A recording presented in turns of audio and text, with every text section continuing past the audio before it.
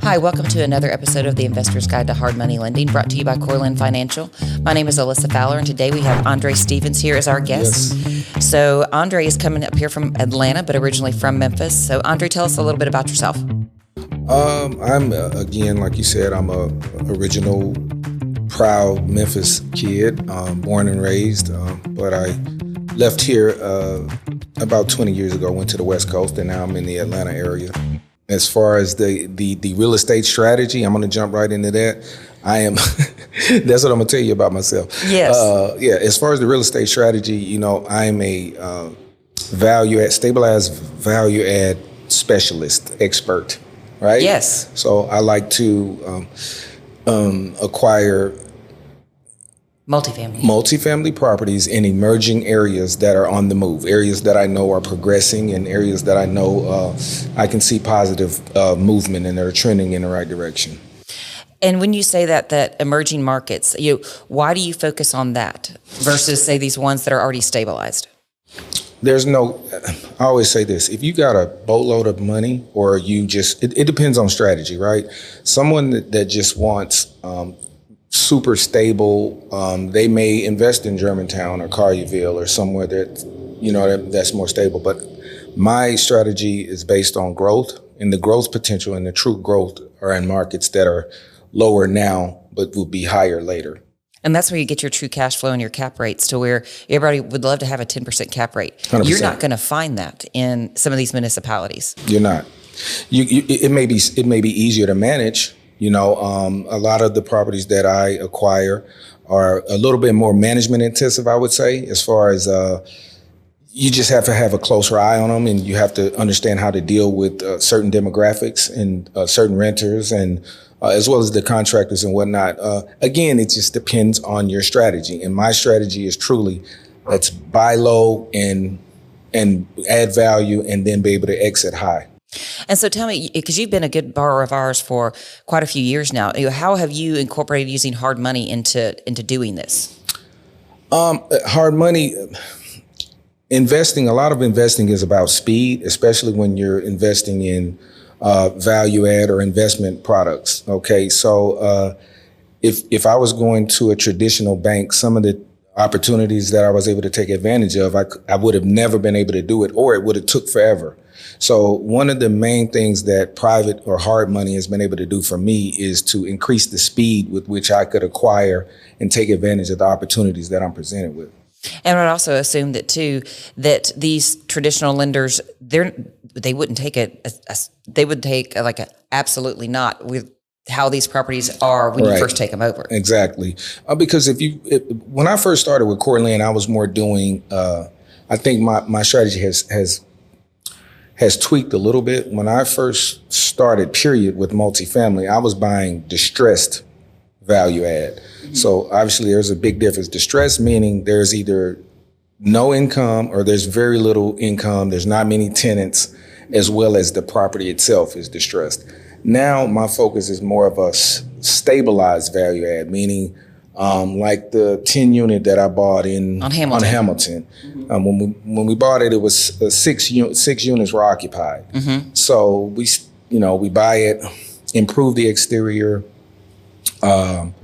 renovate the vacant units first, and then turn the other ones, either move the tenants or displace them for a short period of time and turn it around. But yes, you're right. Most traditional lenders, some do it, but most traditional lenders do not want to touch anything in that condition.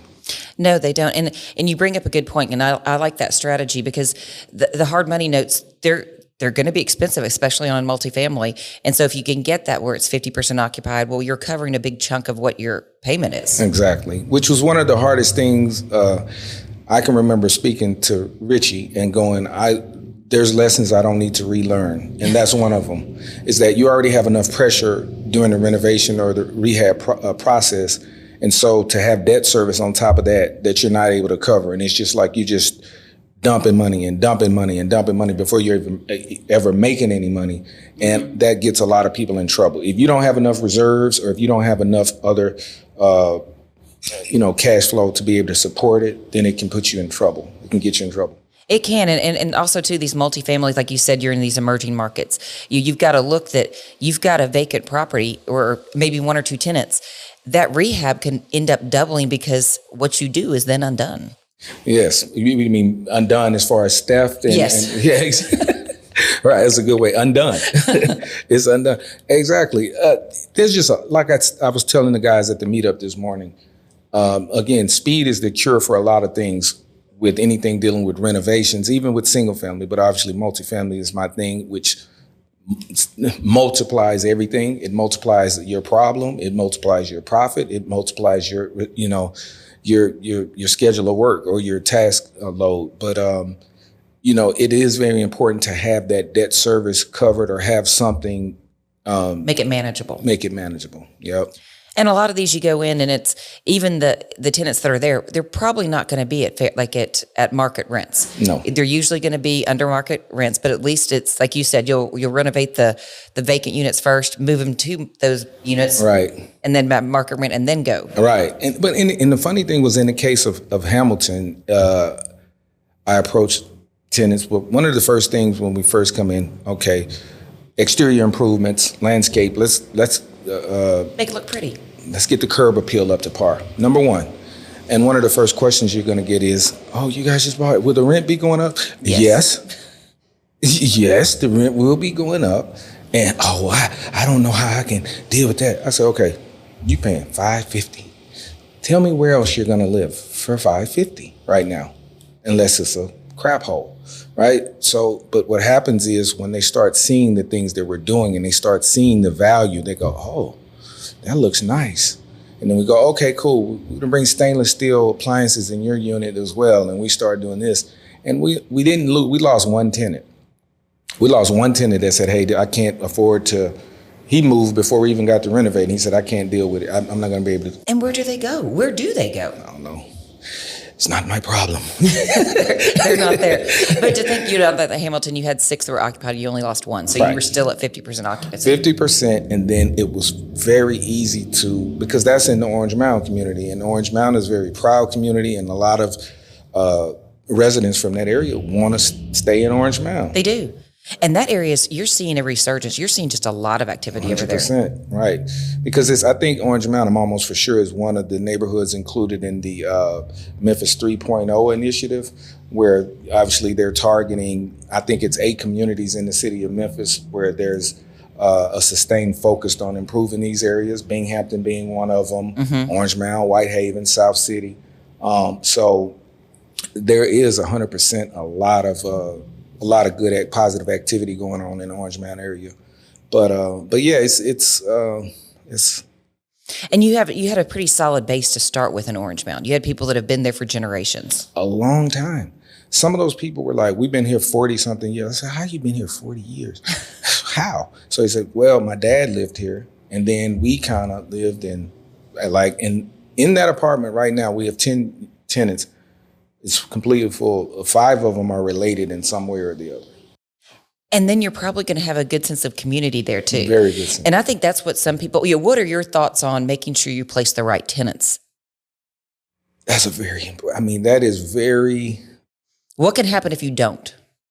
What is the saying that it just takes one rotten apple? Is something like that? Yeah. Something to that effect? It's the same sentiment. It's like, and I've had to learn this the hard way, in the past. But yes, like you may have one tenant, maybe he has drug activity or something going on. So now that's the traffic, and when it starts to affect other tenants. So it's like a cancer. It really is like a cancer. So one bad tenant or 2 bad tenants will run the other tenants away. And then you're stuck with 6 vacancies. Exactly. And then it becomes you have squatters come in, and then you have people rolling dice in the back parking lot. Yeah.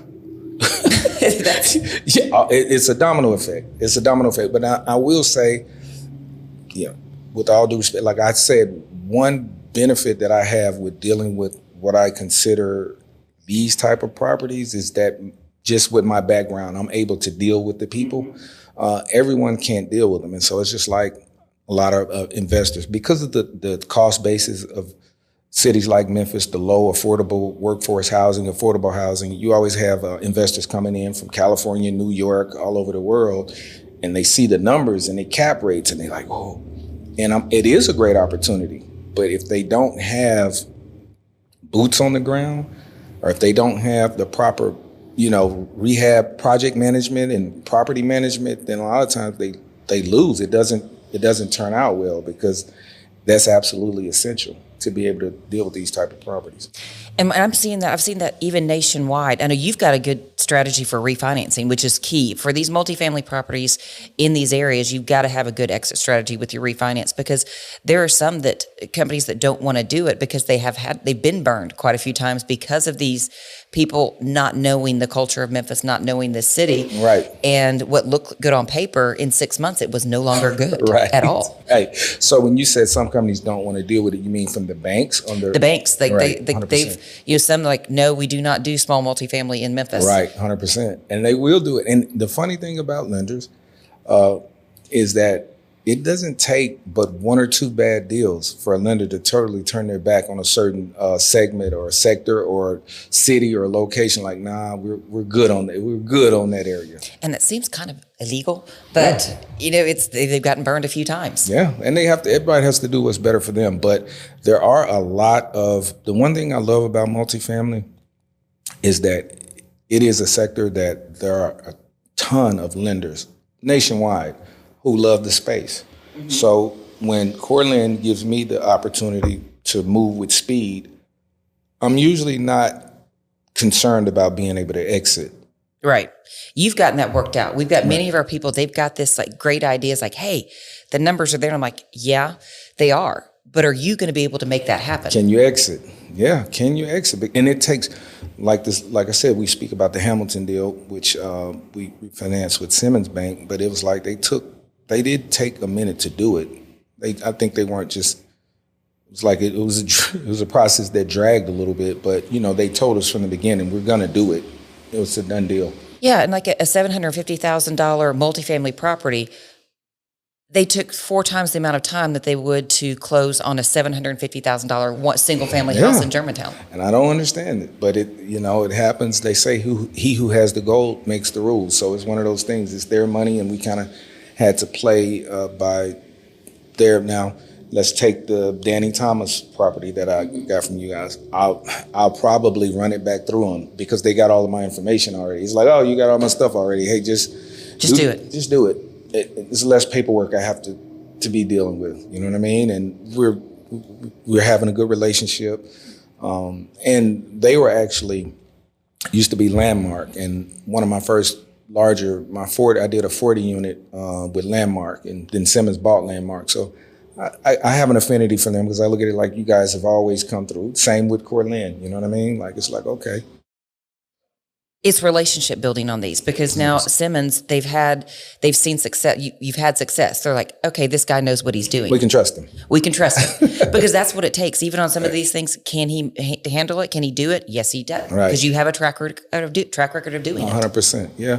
And I want to continue to do more. And that's one thing I will say that, it hasn't always been easy, but I was able to do a lot of things on my own dime. And when I say on my own dime, obviously from the equity side, but able to build confidence, experience, track record, work through mistakes, and do all, and it all makes us us better investors and better business people. And so going for these, because they're usually, even if it's a small rehab on a multifamily, it's going to be 6 figures on right. these. It's, I mean, right. It's only 10,000 a unit, but it's 12 units. So it's 120 grand. So how would you give advice for, say, somebody wanting to get into the space of looking at that rehab and breaking it into manageable pieces? That's a great question. That's a really good question. I think, number one, be realistic about your numbers. Be extremely diligent about, and you can break it down into bite-sized pieces. Yeah, like if you're doing units and they say, okay, well, this is a 12 unit. Okay, well, start with your first 3. You know your easiest rehab, so you can get it rented. Right, so you can get it going. Okay, I just left Laudine before I came here. So. Which we're financing. Which you're financing. 16 units, 10 being occupied, 6 being vacant, 4 being somewhat easy, 2 being shit shows. Okay. And so thing was, we were there, same thing today. And it's 3 buildings. So the things that I'm telling contractors, everybody, hey, listen, guys, even my project managers, I know we all over the place with all different stuff. Let's start with the first building, the building on Elvis Presley. Let's just get this one done. Get this building done. There's 1 tenant in that building and 3 vacants. Let's do the 3 vacant ones. We don't need to be herding cats here. No, exactly. And then that also cuts down on opportunities for theft. Because if you have too much, even though I have a Connex that I brought, it's like it cuts down on theft. It cuts down on just mismanagement of, hey, what happened to that? Having to keeping up with so much inventory. Also, I'm very strict about who has access to the materials, because you have these different crews in, you don't know, But I would think managing things by unit, being extremely realistic before you make it, because I still make mistakes but I also leave the newer you are, leave yourself more contingency. I can leave myself a 10% contingency of anything may happen. Some of the newer investors, leave yourself 15%, leave yourself 20%. It's better to have more budget left and more money left.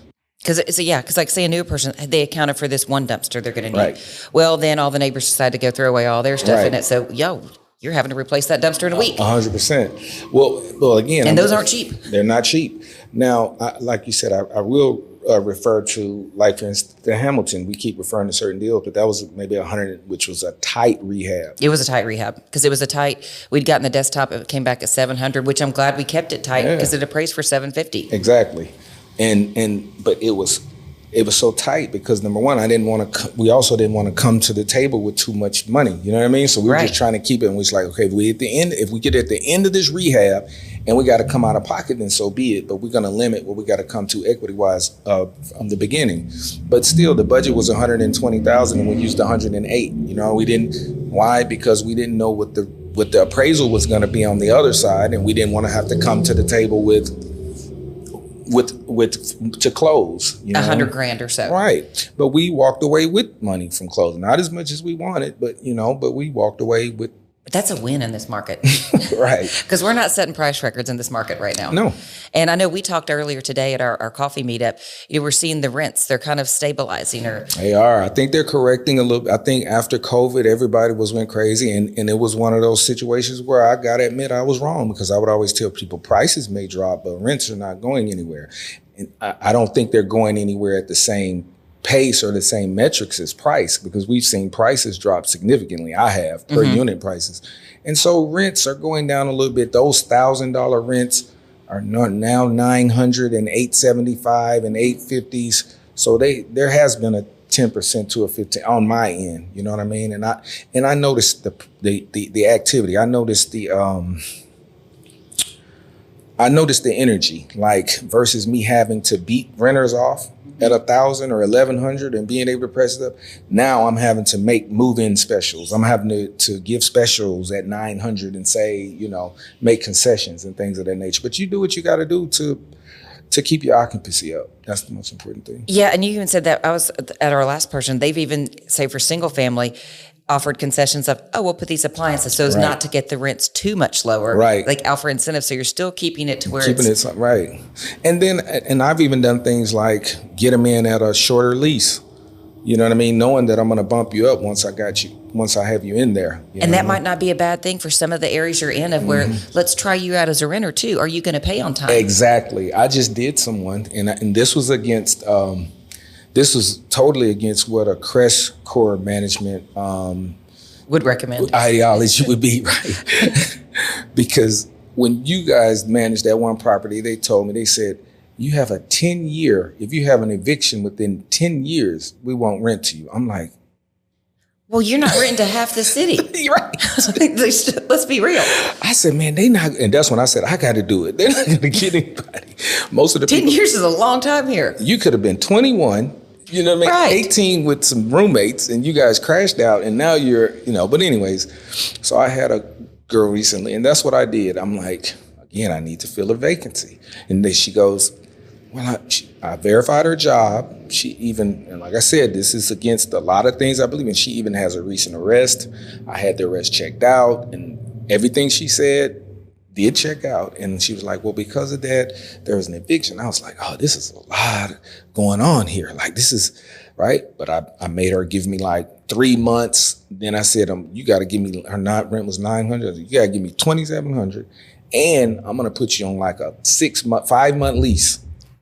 Because it's higher, she's higher risk. You're a higher risk. So therefore, if you do beat me some kind of way, it's only a couple of months, and I'm not even going to worry about spending a ton of money in court. I'll just accept it as a loss, and you got to go, at a certain point, So, and, I'm not always,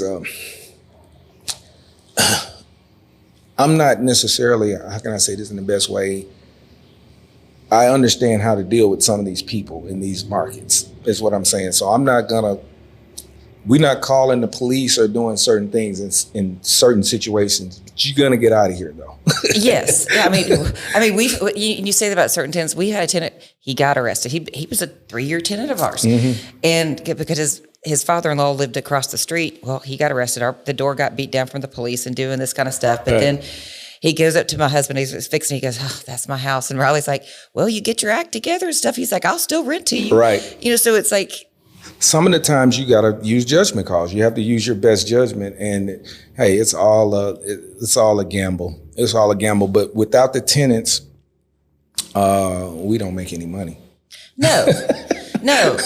And it's like you have to look on some of these where you're going, and you're not where you're going is typically not in Midtown Memphis, where the rents are already $1,400. Right. They're going to have good credit. Right. Over there, say where Hamilton is. Some of them probably don't even have credit. Right. So, because they've never had it before. But I did my 40 unit was in Midtown, and it was on court. I hated that I sold it. But ironically, that problem was extremely, because Midtown has a lot of foot traffic. Mm-hmm. There's a lot of walkers and riders, and that creates more opportunities for theft and just, trespassing and things of that nature. So I had that was the one that Simmons or Landmark refinanced, but it was a great deal, So, hey, there are no free lunches. No, none of this stuff is 100% passive. None of this. Everything requires a little bit of degree of difficulty. I always say, even with the flip shows, I say, you look at these flip shows, and in 30 minutes they done took a shithole house and made it like a beautiful thing, and I'm like. They're giving a lot of people the wrong idea. They're making everyone think that they can just roll out of bed and come and flip a house. And they're looking like, yes. Right. And that's not the case. Right. Like you had to go buy work boots today because it's raining outside. Exactly. Right. And and not saying that it's rocket science, but it's more difficult. You have to have psychology skills. You have to have human resource skills. You do. Accounting skills and legal skills, family therapist skills, all of that, and that's why I do like hiring. And like I said, there's nothing like I said, I want to hire full-on GC companies. That way I don't have to deal with who went to jail last night and why they not at work and who drunk and who baby mama in jail. I don't want to hear about none of that. You know what I mean? Let someone else deal with that. Mm-hmm. Okay, so that's the good thing.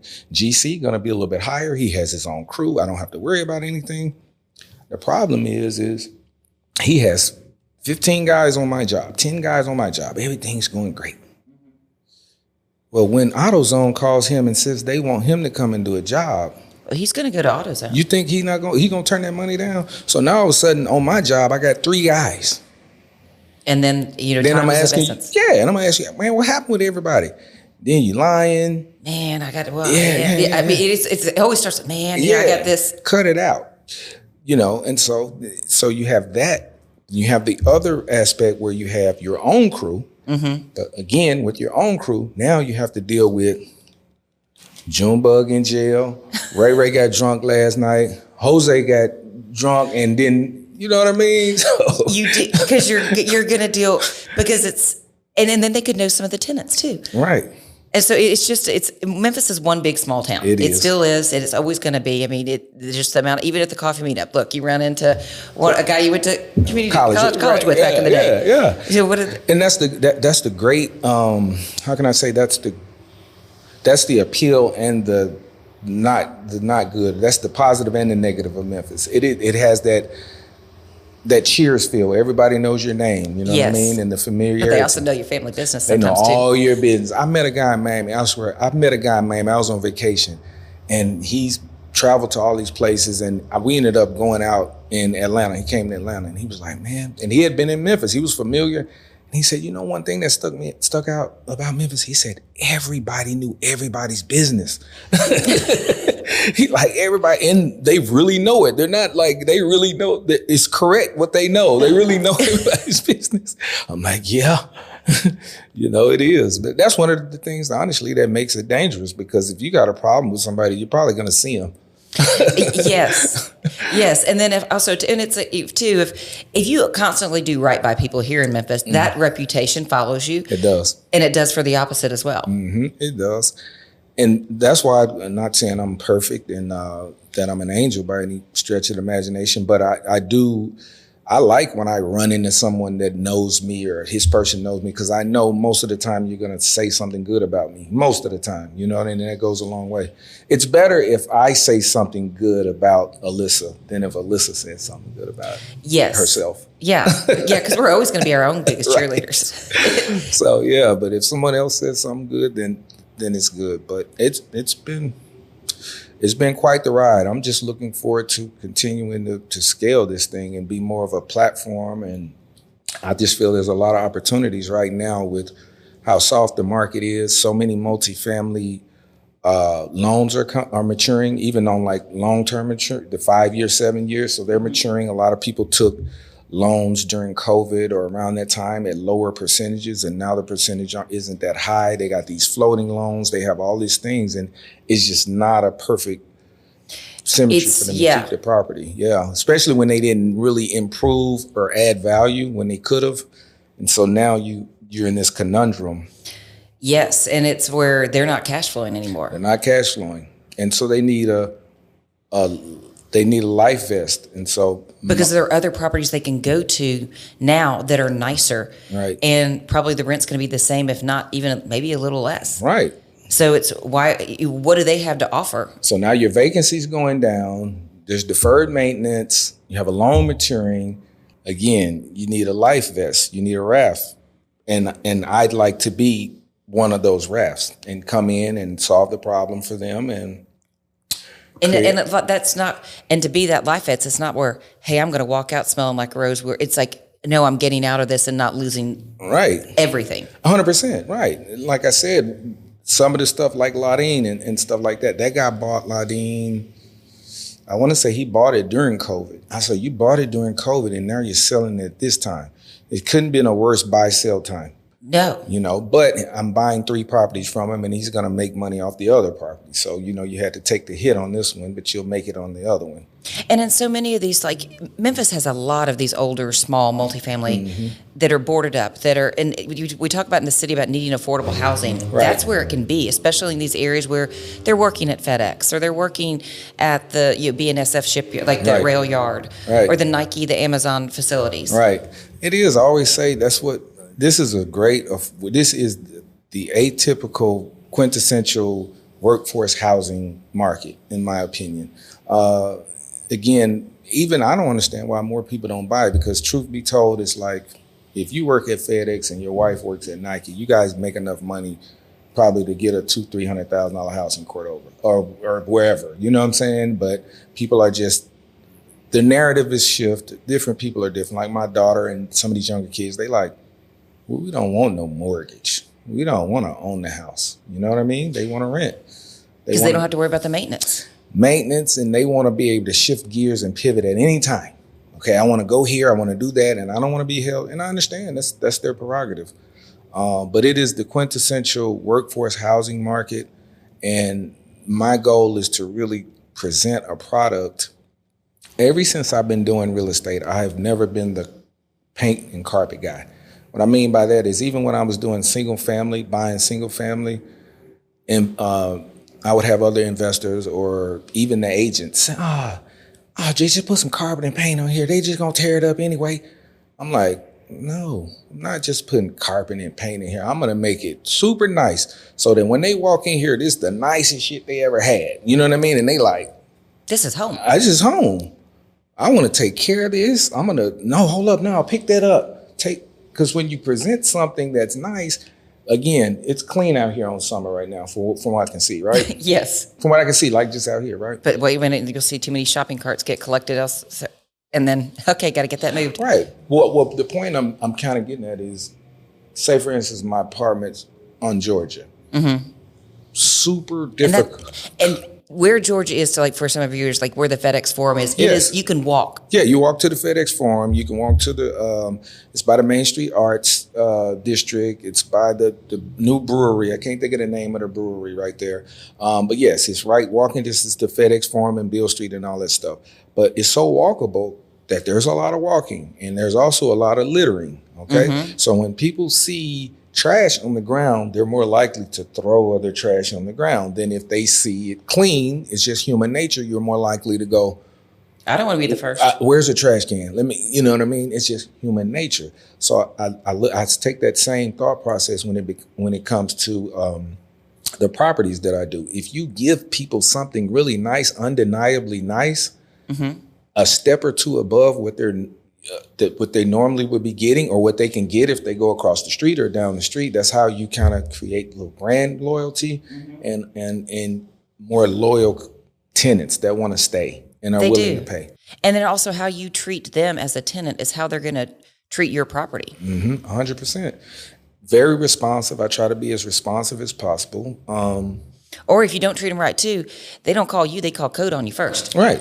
I mean, that's a tactic that is used. They will. It's like, dang it. Right. Well, and then I don't want to give you any reasons, because one of the oldest tricks in the books that the people like to use is they start complaining about the things that you aren't doing when they know they're going to be short on their rent or that they're not going to pay it. So then you start coming with all this stuff. I'm like, for instance, and I had a very good meeting with him yesterday, the 5-unit deal that I took from you guys on Danny Thomas. I met the guy that was supposed to be leaving. Mm-hmm. I met him yesterday, but when he first called me, Jim gave him my number. And so when he first called me, he was talking about, man, they don't do this. And man, I said, well, look here, bro. I said, they say you behind $2 or $3 grand. So you get what I'm saying? Like, what are you doing? Are you doing it because you're not trying to pay? You know what I mean? Or, I had to just present to them. Don't start talking about all this stuff that they're not doing. Because what are you not doing? Because you're not doing your part. So I'm a responsive guy. I said my maintenance, my all-around maintenance man, he lives there. So he lives close, meaning like, so he can come over here and almost fix anything. But we got to get this straight on this paperwork first. You know what I'm saying? Because I did sign for you to go, but to his credit, you know what I mean? He called me, and I think we're going to be okay with him. But I'm saying that's one of the things that they really that tenants really like to do, is play games with the money by complaining and trying to justify why they're not paying. That is, and you see that, you do see that frequently. And like you bring up having your maintenance man living close. That is something in some of these areas where I've seen people from out of state. I don't know which, it might be off South Parkway. It was a big, like maybe 36 units, was the white buildings, mm-hmm. where some people from out of state came in and bought it. Okay. And they had a guy that was there, full time as a maintenance guy. Mm-hmm. They didn't think they needed him. Oh, what do you think that place looked like a year from then? Oh, the people that bought it didn't think they needed that maintenance man. And then a year later, it went down. It's got graffiti all over it, basically like 10% occupancy when it was like 90-something% occupied. Well, listen, I don't know how many foreign or international or just out of town investors will see it, but this is one of those markets, and it's along with other markets. I think there's other, but the Birminghams, the Detroits, the St. Louis, the Little Rocks, the Clevelands. These are great markets. Jackson. These are great markets with great cash flow. Mm-hmm. But I'm sure, don't be cheap. You're already buying it cheap. Don't be cheap. Hire the right people to manage your rehab, to manage your property, and to have some kind of oversight, because you're way over there. They are worth their weight in gold. Every time. And you're smart enough to have the capital and you're smart enough to do this. You were smart enough to accumulate the resources to do the deal. Don't be dumb when it comes. Don't think you're smarter than the person that's lived there. You're not. You're not. We know the market. That's one thing about really, like I said, sometimes I'm asked, why don't you invest more in Atlanta? And I do stuff in Atlanta and other cities, but I'm like, in Memphis, I don't have to ask anybody anything. If you say the property's over here in South Memphis, or it's in Whitehaven, or it's in Raleigh, or if it's in Southeast Memphis, I have an idea what it's worth. I have an idea what the rent should go for. I have an idea about the market.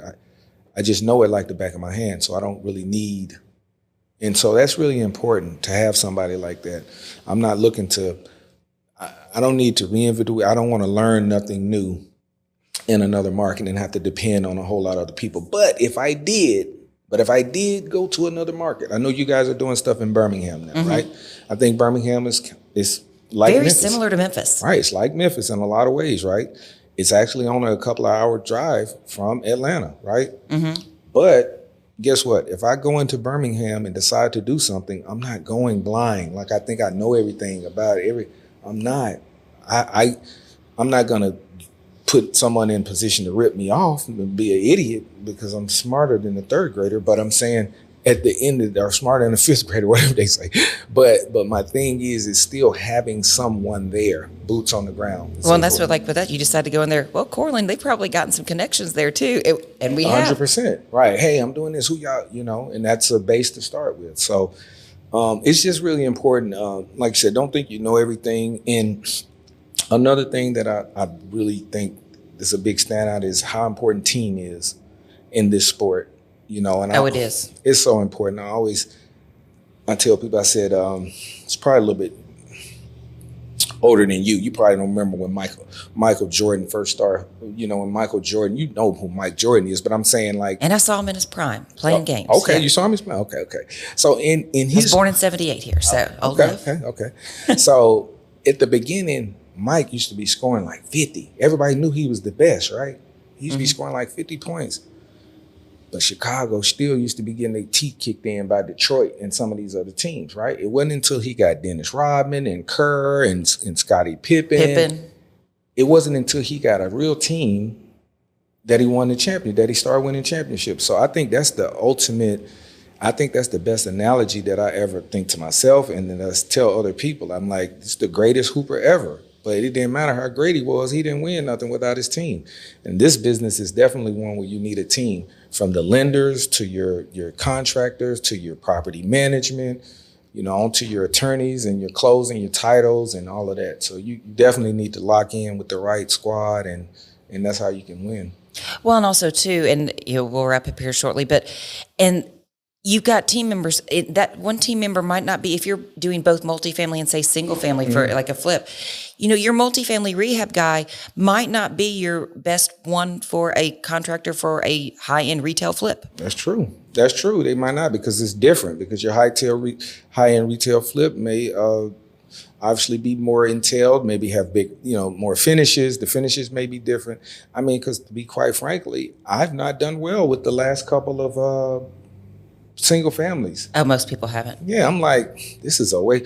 But I blame it on myself because to be honest, I kind of look at it like, man, I just sold a 40-unit project and made $1 million. Like, what is this over here? I kind of was like, not really paying attention to it almost, like kind of just assuming.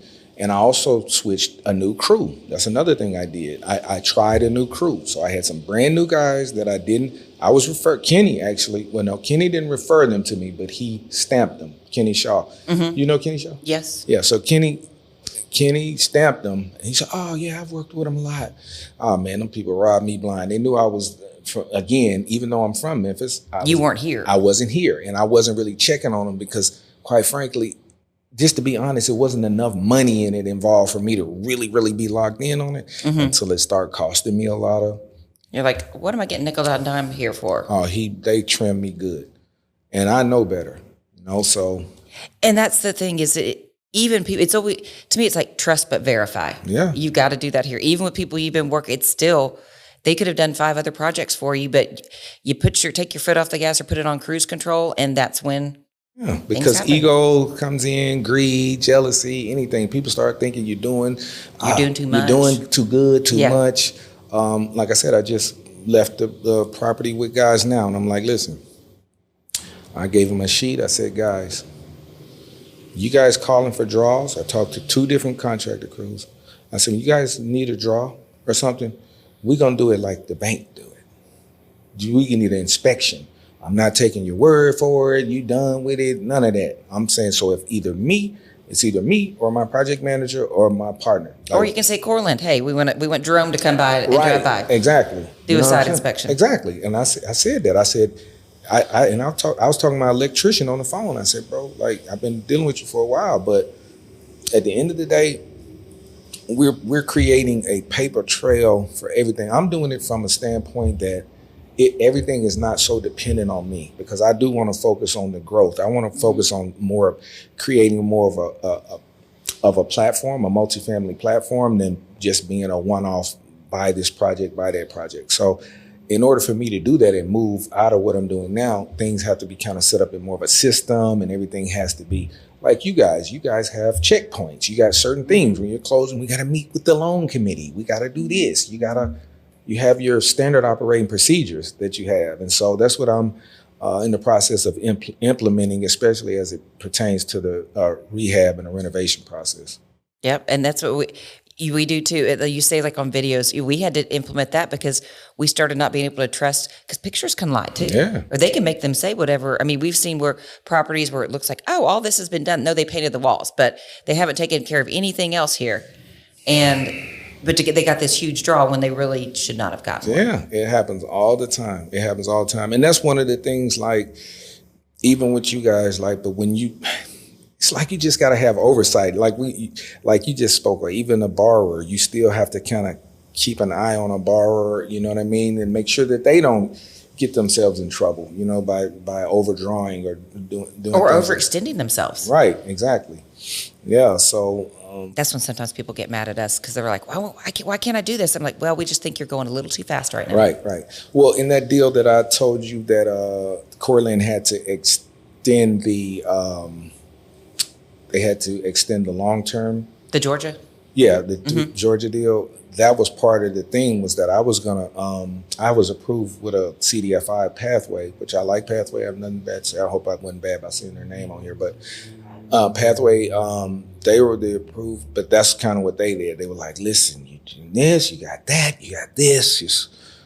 It's a little too much right now. We think you're moving a little too fast. And it pissed me off, definitely, because they waited until the end, and then I paid for appraisals and all that stuff. I'm like, look. And those commercial appraisals are not cheap. Right. You talking about $3,000, $4,000, $5,000 a piece. Yes. I'm like, man, why y'all do that? Y'all, if you knew that, like, sometimes, you know, all due respect, lenders be lying and stuff. Maybe you got to looking at your books and realize you didn't really have the money, you know what I mean, to do it like that. But what you need to give me my appraisal money back. Y'all. Well, it's the same with us. I know now if I've gotten we've got a whole bunch of capacity right now. Let me call Andre. Yeah. Let me see if he's got anything. I appreciated that, and that made me feel. But that was a good feeling, because it let me know that, hey, I'm doing something right, because lenders sure don't call you and say they've got some money for you if they don't if they don't either trust that you can perform, or if they don't like your business model. So my thing is to keep doing. That was Laudine, and we made it happen pretty quickly. That was fast, and y'all was pushing. Yeah, you guys were pushing, because actually, like I said, with that deal, I have a 138 unit portfolio under contract with that guy, and we already had really other terms with him, like seller terms. But again, pat on my back for just going, okay, just on some relationship stuff. For her to call me, they need to move that money. So I'm going to help them move that money, even though it's going to be a little more expensive than the money I have. It'll do 2 things. It will help you guys move that money, deploy that capital, and it would also help the seller versus him having to wait another 2 or 3 months before he gets any money. Hey, I know you thought it was going to be another 3 months before you got any money. Here's at least this. Here's $600,000-$700,000. You know what I mean? And I knew that was going to build more credibility with him, because he's putting his neck out by doing seller financing, you know, because his management that's in place was a little, apprehensive, and they kind of pissed me off because they got to bringing up other people that we know in the market saying, remember when such and such did that deal with them? And then I said, look, don't compare me to nobody, especially that person. Don't do that. You know what I mean? Let me stand on my own merits. You know what I mean? So again, it was one of those things. So I appreciated you guys calling me, and it was a relationship play, the same as the Danny Thomas. I didn't necessarily want it because I want to do bigger ones, but I'm saying, well, it's right across the street from this other 19 units I got, so it makes sense. It'll help. It'll help CoreLend. It'll help CoreLend out. It's kind of you scratch your back, I scratch yours. And that's how I looked at it. And again, as long as I'm able to get terms that are still in alignment and it doesn't hurt me, and I was able to get that, so I'm cool. So again, I think that's what I'm saying. The true meaning is that's part of that team thing that we're talking about. Once you lock in with somebody, now when it comes to short-term financing or something, it's not me thinking about, as long as it's here, which is where I'm focused at, I'm not really worried about, it's not a matter of who I'm going to go to. I know I'm going to come to you guys. It's, only thing is if the timing is off and you don't have the capacity at that time. You know what I mean? Or if the timing's off for you that I've got too much going on right now. Correct. Right. But there's other deals. I've even wanted to call you about a couple of other things that have popped up, but I said, you know what? Let me get a little bit further down the road with this rehab with Laudine.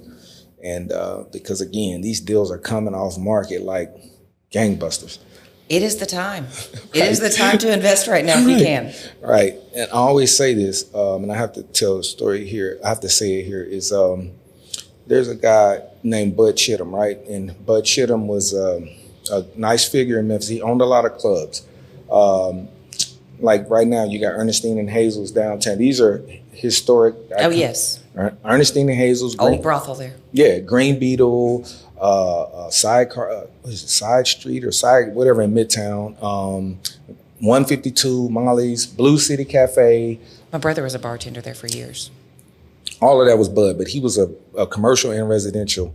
He owned a lot of clubs for a lot of years, and he told me, and he's like good old boy, right? So he used to tell me, he said, they have all these fancy algorithms and formulas and all of this for real estate, and I'm not saying that it's not that it doesn't make sense, they're not, but they complicate it all sometimes at the same time. He said, I'm going to tell you something. I want you to always remember this.